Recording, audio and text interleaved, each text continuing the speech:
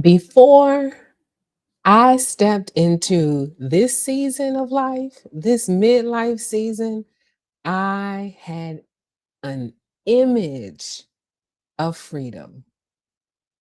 Oh my goodness. I dreamed about what this stage of life would be like.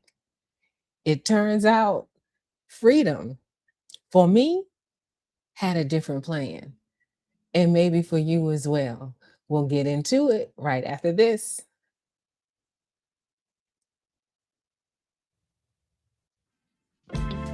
Welcome back to Purpose Over Paycheck with your host, Dr. Lisa. The midlife reinvention movement for women 50 and above, rising in faith, walking in freedom, living in flow, flourishing in every God designed season. Here is where we shift beliefs, we elevate purpose, and of course, we step boldly into our next chapter. What is this? This is Purpose Over Paycheck. Okay, so we are in this Freedom to Flow series, a faith filled journey after 50 plus and beyond, right? So I thought freedom would feel like relief. I thought it would be a moment of exhale, which it has been. It has been like a release, like finally being unburdened. Unburdened, unbothered, lightweight, tiptoeing through the tulips, all of those kind of things. And there was relief. There was, but there was also responsibility. Mm. Freedom didn't remove weight, WEIGHT. It changed who was carrying it in a major way. I thought freedom meant fewer questions, fewer answers. Instead, freedom has given me better questions and time to hear and receive better answers and execute on them. Freedom also in asking better questions and coming up with better answers has entered me into this creative space again. Um, a serving posture, which I've always been in, as ordained clergy. I've been in church all my life. I work within the community, volunteer, all of those types of things. But even how I show up in those spaces and how I serve, I thought freedom would feel permanent, like I don't know, like a bookend. I have to choose daily, right? It is definitely a daily decision to live and exist in this way. What freedom became for me has been a heightened discernment and sensitivity, right? So much so that by the time this airs, my book will not be published. It is in pre-order state, um, but I wrote a book in a matter of days, not months, days, because when transitioning into this season of life, post retire, just transition in general. I had all kinds of transitioning happening at the same time.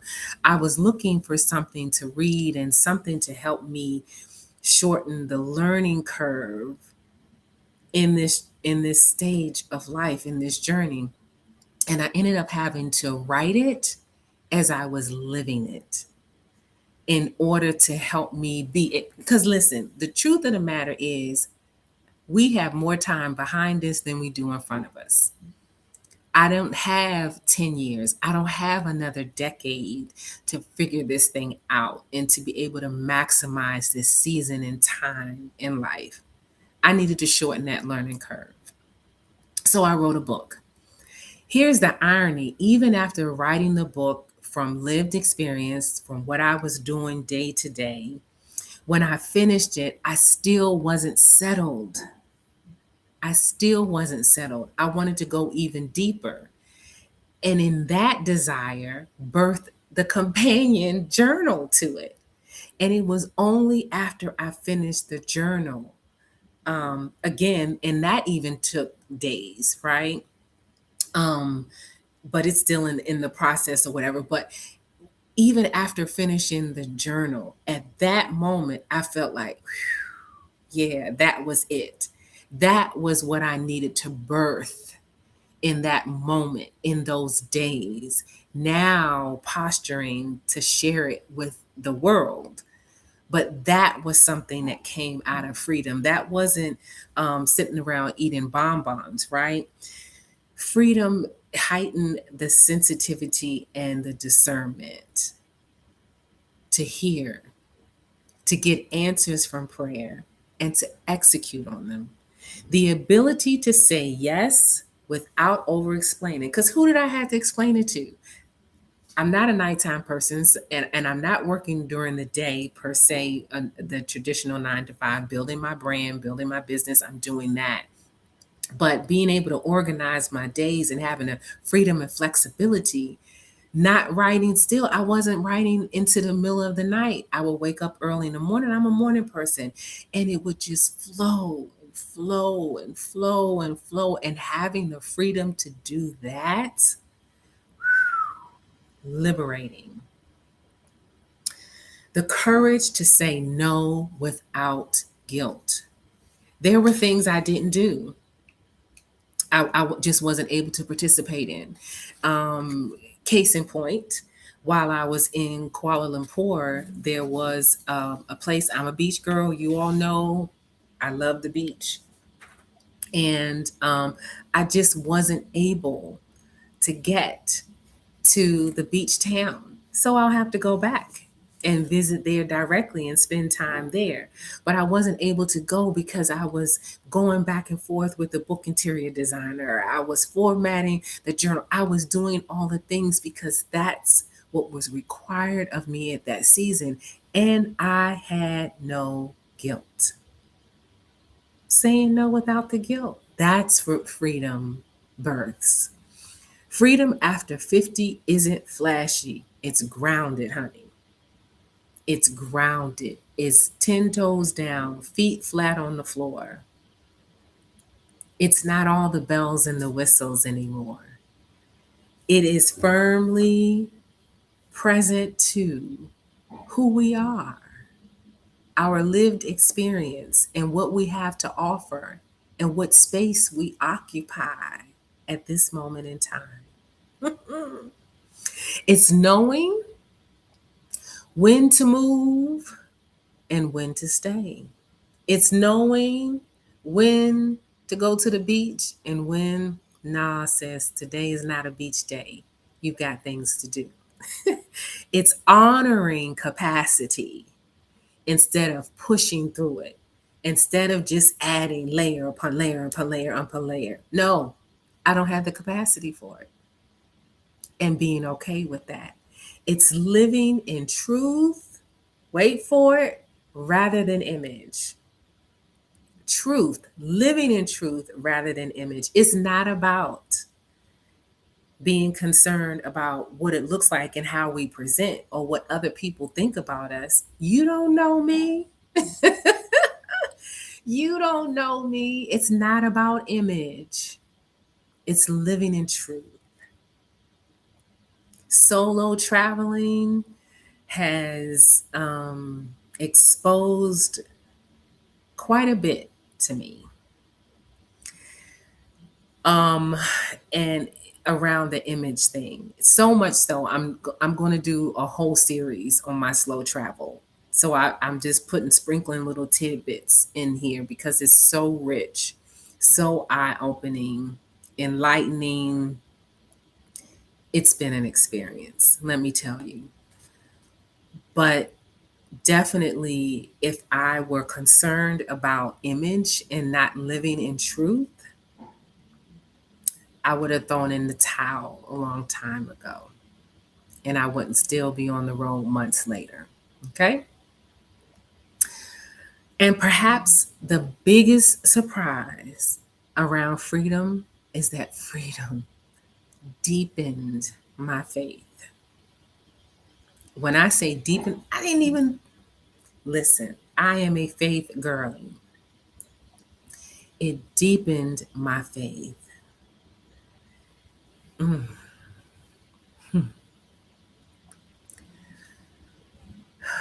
It deepened my faith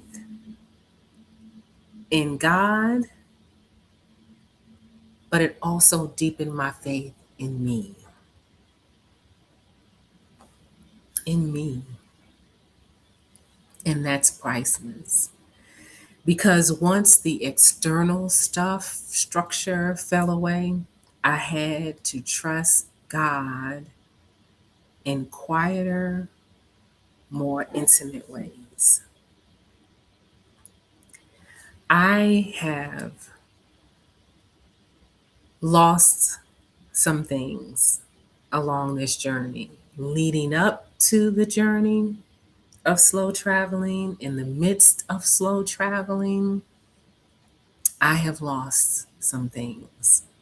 I have had to let go of things and people in this season. It hasn't been all rosy and peachy, but it's been necessary. So much so, I wrote a whole series about purposeful purging, and that's coming too, about the losses.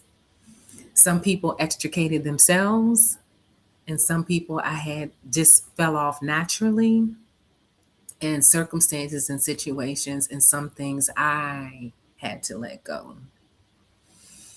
What freedom became wasn't ease, it was alignment. And alignment is very different from ease. Alignment sometimes is challenging, but it's no better way to exist, because in alignment, there is peace that passes all human understanding.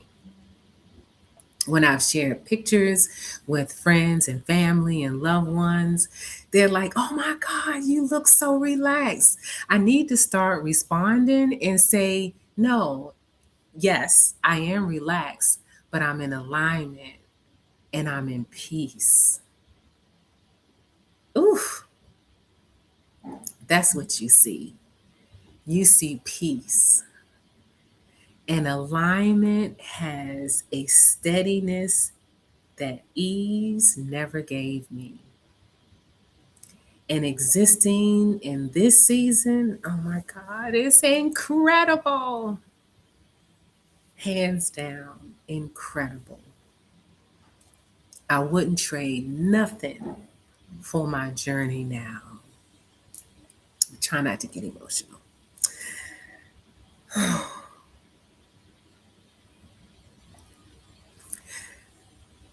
Let me invite you into this moment. In the comments, finish this sentence. I thought freedom would be blank, but now I see it might be blank. Fill in those blanks. No polishing required. You know that's not how we roll here. Just truth. Because that's where we live now, right? Truth. I thought freedom would be what? But now I see it might be what? And if this resonates with you, subscribe. Share it with somebody that you know this would really bless their soul and offer encouragement to them. Because clarity often comes after we release the fantasy. Before we close, let me do what I love to do, which is leave you with a blessing. May you release the fantasy of freedom without losing the promise of it. May your faith teach you how to choose alignment over illusion. May your freedom feel steady, not dramatic. May your flow carry wisdom, not urgency. And may you remember the freedom you're becoming may look different than you imagined, but it can be far richer. Midlife is not a crisis, it's our invitation to reinvention. We're still here, we're still rising, and we're making this next chapter our best one yet. Faith, freedom, flow, flourishing. This is 50 plus reinvented.